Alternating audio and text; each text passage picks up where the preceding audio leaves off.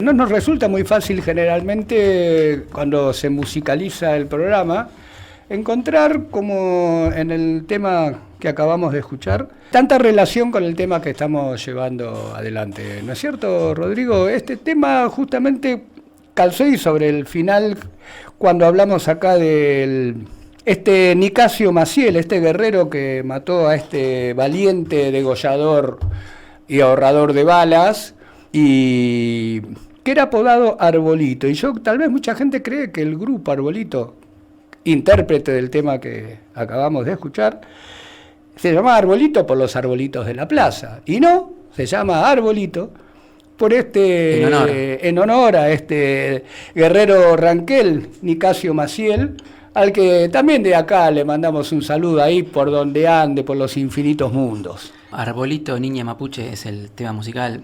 Me deja pasar un saludo. Pero cómo no. Sé que hoy es el cumpleaños, bueno, en realidad de dos personas muy queridas, pero le voy a nombrar una. Sergio Sarachu. El amigo Sarachu. Que cumple años hoy, sé que escucha el programa. No sé si lo estará escuchando ahora porque hoy es justo su cumpleaños. A lo mejor está haciendo un asadito. Le mandamos un saludo porque sé que lo va a escuchar después cuando lo ponga en el canal de YouTube de Esa es otra historia, que es el nombre del programa. Va mi saludo también para el amigo Sergio. Feliz cumpleaños. Sabe que siempre tratamos de mencionar las fuentes que usamos. A veces nos olvidamos más que nada por la vorágine del programa, porque el programa nos lleva a acelerar. Usted ya sabe, esto es como dar un examen. Venimos estudiados, venimos preparados y empezamos a bla, y tenemos, no sé, 40 minutos reales de programa y a veces nos quedan cosas afuera, entonces tenemos que empezar a acelerar. Mentalmente empezamos a descartar cosas, venimos con un montón de papeles para recordar fechas, a veces listados. Básicamente el trabajo sobre este programa está basado en los trabajos de Pedro Cayuqueo, que es un periodista muy reconocido y que escribió, entre otros trabajos, Historia Secreta Mapuche. Le voy a saludar a Amalia Cazú, que me regaló el segundo tomo de ese libro, así que también saludo para ella. Bueno, habíamos terminado de hablar de Don Rauch, justamente de cómo terminó Rauch degollado. Y el dolor que causó esto en algunos círculos de terratenientes. Ahí en esa época es cuando empiezan a surgir los primeros, justamente usted ya que habla de terratenientes, me dio pie a continuar. Empiezan a surgir los primeros terratenientes argentinos favorecidos por las campañas militares. ¿Cómo se ven favorecidos? Bueno, por la entrega de grandes extensiones de tierra, sin rendición de cuenta alguna, sin ningún tipo de pago o canon. Como si, por ejemplo, había una ley que era la ley de Enfiteusis, que... ¿Quién era ese hombre? ¿Un griego filósofo? Enfiteusis viene del derecho romano. Es un derecho que supone la cesión temporal de una tierra, de un inmueble también puede ser, a cambio del pago anual de un canon. Después, esa tierra, ese inmueble, vuelve a quedar en propiedad del dueño original, que en este caso era el gobierno, pasaban a ser tierras fiscales. Yo pensé que la idea era después devolvérselo acá a los amigos originarios. Mire, los romanos lo utilizaban para distribuir equitativamente la tierra, pero acá en Argentina fue sinónimo de corrupción, negociados y amiguismos. Como el corte de pelo, estaba a la romana o la media romana. Acá se hacía a la media romana. ¿Cuál fue el resultado, por lo menos acá en Argentina? Que los ocupantes de tierras públicas tuvieron un título enfitéutico, discúlpeme que me trabe, pero no es una palabra habitual. A la cual le he esquivado el bulto magistralmente. O sea, se convertían de pronto en dueños de una tierra con una extensión de miles de leguas, pero después se terminaron quedando con todo. No es que, primero, no pagaban arrendamiento. ¿Por qué? Porque el que estableció todo esto fue don Bernardino Rivadavia, que en realidad necesitaba recaudar dinero. Entonces le dijo, bueno, mira, toda esta tierra ganada a través de expediciones militares que financia el gobierno, nosotros te la cedemos, pero vos me pagás un canon, no es tuya, nos pagás un canon. Bueno, la gente dijo, entre nada y esto, aceptamos. Pero claro, Rivadavia no duró mucho en el cargo, y cuando se fue Rivadavia, esas personas que tenían que pagar canon no pagaron más nada y se quedaron con todo. ¿Cuánto es todo, estimado Jorge? Mire, hay distintas fuentes. ¿Por qué aclaro esto? Porque algunos a lo mejor dicen, no eran esto, eran tantos. pero más o menos todas coinciden. Estamos hablando de que más de 500 propietarios se quedaron con 8 millones y medio de hectáreas de tierra. Ajá. En algunos lugares dice 350, 400. En otros dicen que no eran 8 millones, sino que eran 7. Vamos a... Como en muchos casos en los que parece que si el número sea más grande, sea más chico, deja de ser espantoso lo que estamos diciendo, ¿no? Sí, yo sé lo que usted me quiere decir. Usted me está retrotrayendo a eso de 8.000 o 30.000. Sí, 30.400 me gusta a mí. También en otro programa lo hemos aclarado. No sé cuántos, pero para mí son 30.000, aunque hayan sido menos. En realidad simboliza el rechazo hacia lo que pasó, hacia la atrocidad que pasó en ese momento. En cambio, el otro número simboliza una especie de atenuante, una especie de hasta complacencia. A mí me daría vergüenza decir que, bueno, si fueron 8.000 es como que no fueron No tanto. fue tanto. Claro, o como si hectáreas más o hectáreas menos me hace menos latifundista. Volvamos al tema. Por favor. Usted me está metiendo... ¿Por qué me dijo eso? Porque Para sacarme de tema. Para sacarlo de tema.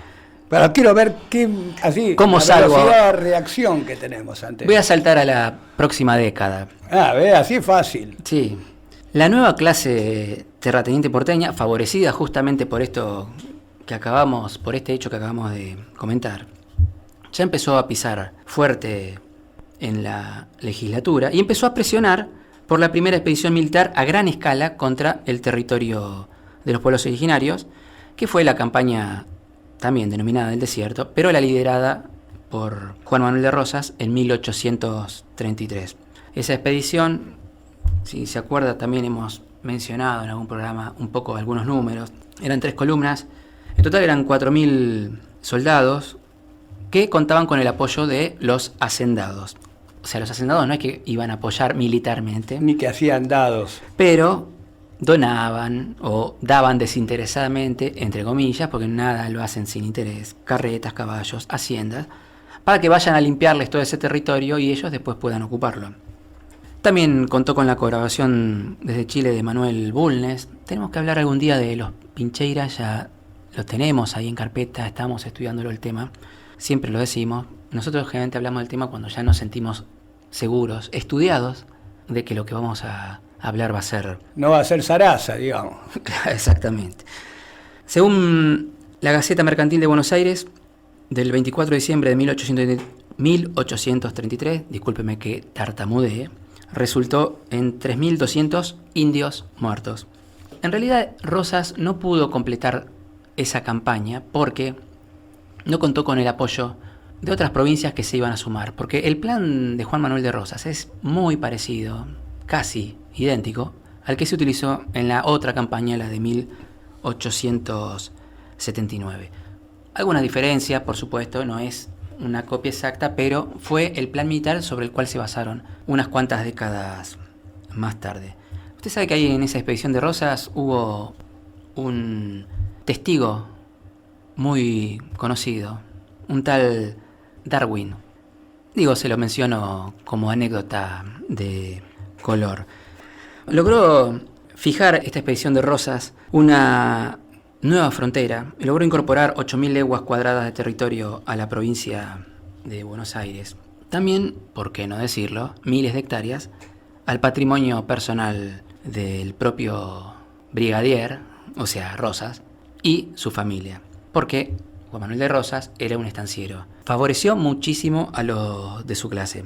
Mirando los números, recibió, luego de la campaña, 60 leguas de tierra. Pero Bueno, tradúzcamelo a hectáreas. 29.000 hectáreas. ¿Qué tul? Ahí, durante todo el periodo justamente rosista, la tierra ocupada ascendió de golpe en 16 millones de hectáreas, repartida entre menos de 800 propietarios.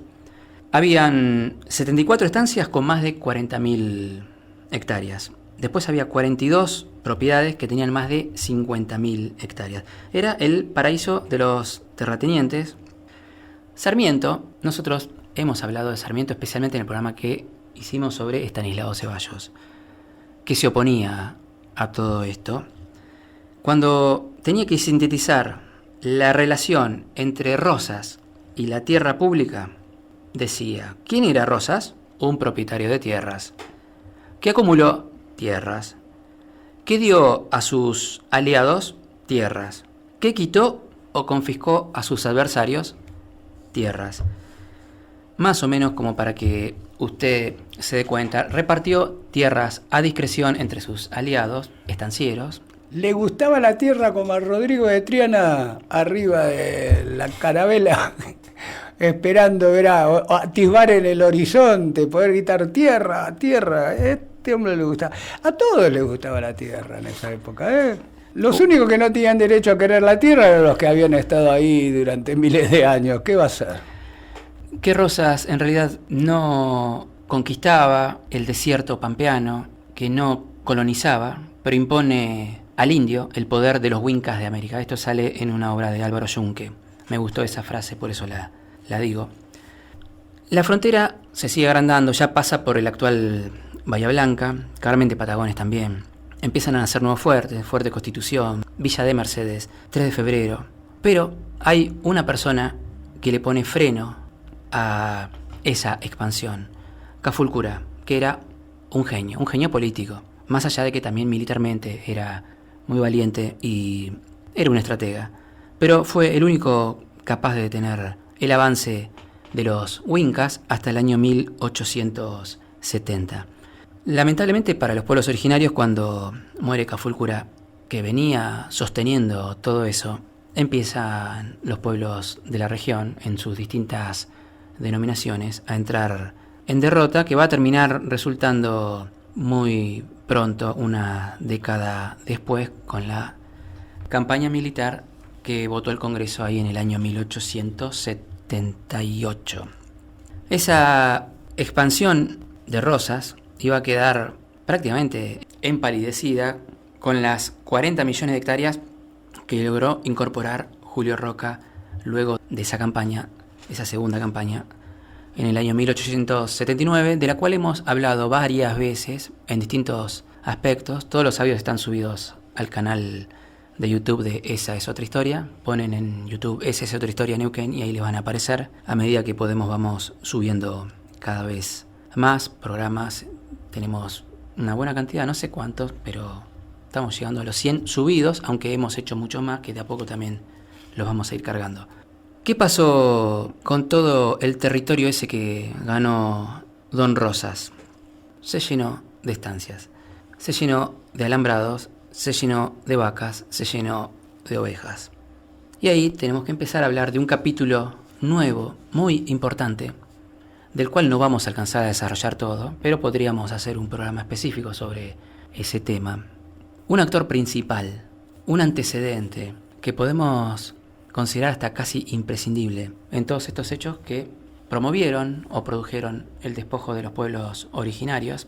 No vamos a entrar en el juego de eso que si eran salvajes, que los malones, porque eso también nosotros tenemos nuestro punto de vista, algo hemos dicho al principio del programa, pero achacarle toda la responsabilidad a los pueblos que intentaban defenderse, me parece, utilizando solo una palabra y sin tratar de hacer un desarrollo muy profundo porque no nos da el tiempo, pero me parece injusto. Pero ¿cuál es ese actor nuevo que apareció? ¿Le suena? Le voy a tirar un nombre, a ver qué le dice a usted, qué le trae. Si yo le digo Martínez de Oz. En primera instancia, que era muy chico, y un pasaje en una de las calles de Buenos Aires, en el barrio de Liniers. Y luego, ya un poco más grande, una sensación muy desagradable, muchos años. Bueno, yo le hice trampa, porque en realidad... No estamos hablando, me imagino que no estamos hablando de Alfredo. Claro. Estamos hablando de Benjamín. Allá por el año 1866, el 10 de julio, para ser más preciso, justo un día después de que la Argentina cumplía 50 años como nación independiente, se juntó don Benjamín Martínez de Oz con una docena de influyentes terratenientes.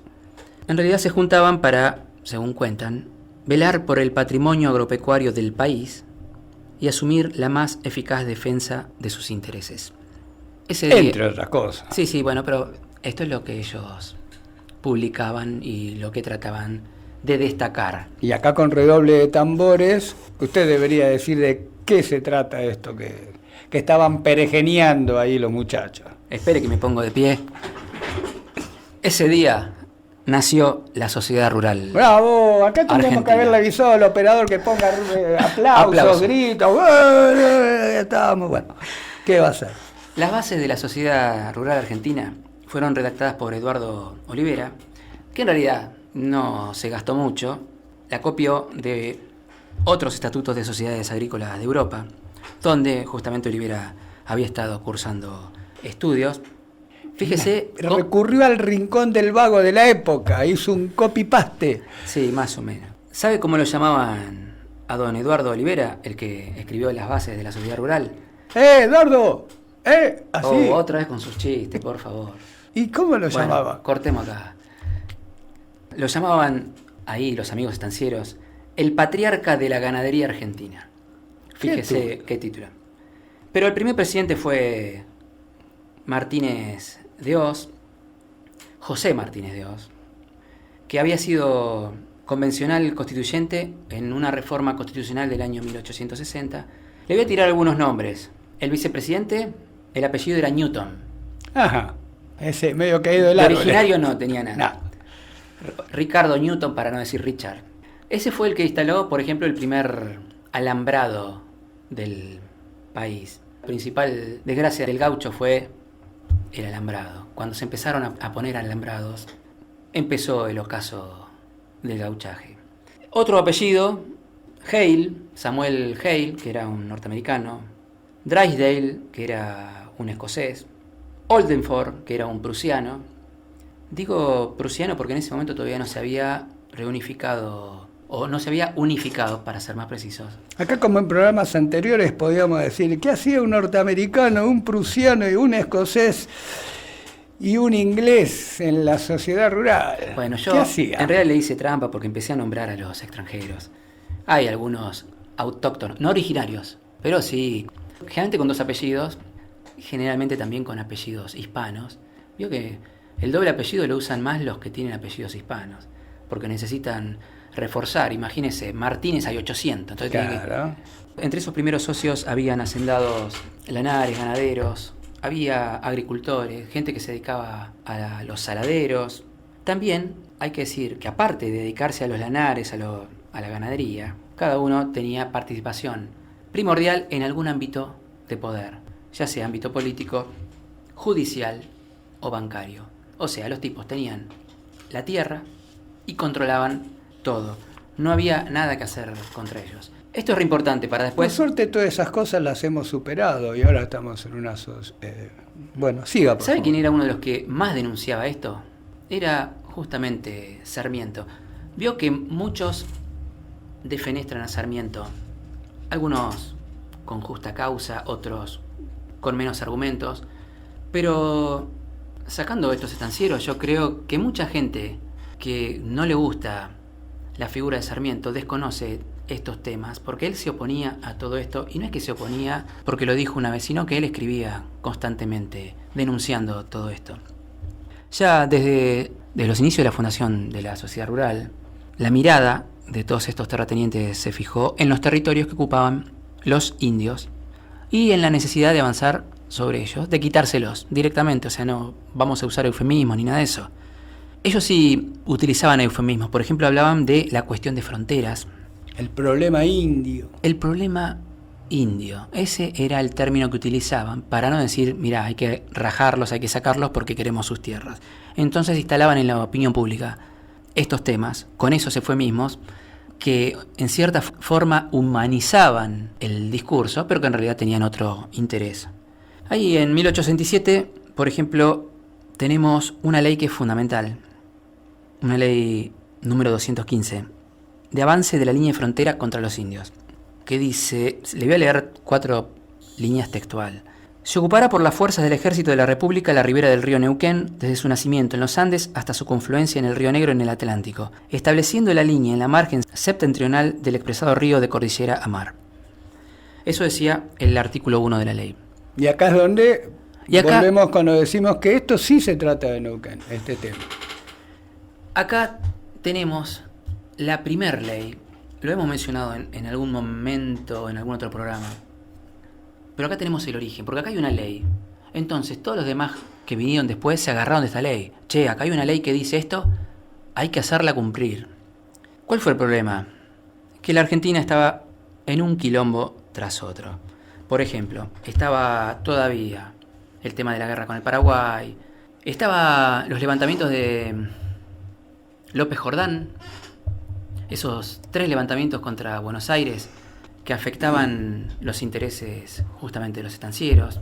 López Jordán, uno de los últimos caudillos, le fue mal en todos esos levantamientos, pero eran un problema. Entonces, pero era insistidor. Era insistidor, pero no pudieron, por todos estos temas internos, hacer cumplir esta ley. Por eso hubo que esperar hasta 1878 para hacer una ley que hiciera efectiva, porque en realidad la ley que vino 10 años después, en realidad lo que ratificaba era esta otra ley, más allá de que había algunas diferencias, pero el espíritu era exactamente el mismo.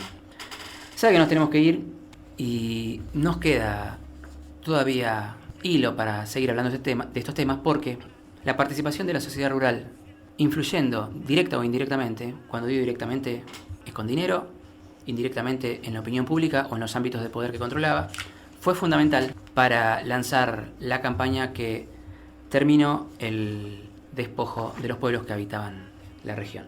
Nos vamos a ir hasta el próximo programa, don Jorge. Usted sabe que es época de arreos, ¿no?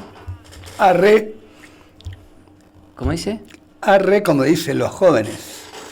Yo estoy siempre ahí actualizado con el piberío. Está full usted. Porque son épocas de arre. Yo le estaba hablando de los arreos, de los chivos, de la transhumancia. Yo quisiera que mañana termine el día y alguien aparezca y diga arre. Usted es insistidor, igual que López Jordán, con ese tema. Vamos a irnos escuchando un tema.